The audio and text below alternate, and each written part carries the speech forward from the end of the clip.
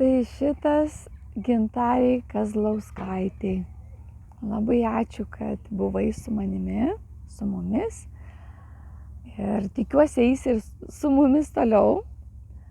Čia dar ne pabaiga, čia tik visa ko užsidarė vienas langas, atsidaro kitas langas. Tai labai ačiū, kad buvai, kad mes buvom suvestos turbūt ne šiaip sau, tikrai. Už tavo nuoširdumą, už gerumą, už tikrumą. Ir būtinai ateikit su Mindaugu, labai lauksime jūsų. Ir aišku, tai, ką aš mačiau, aš sakiau.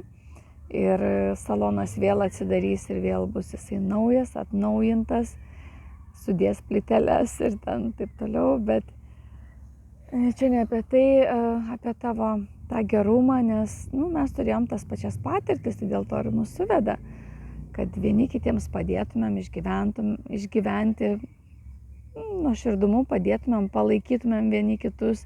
Ir aišku, mes gražinamgi tave. Ir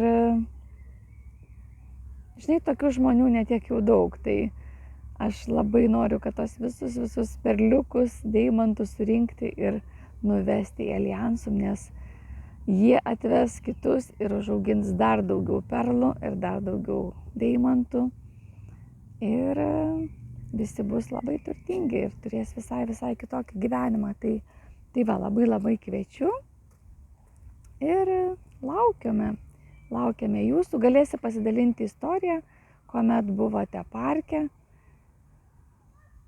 kaip ten viskas buvo. Bus labai įdomu.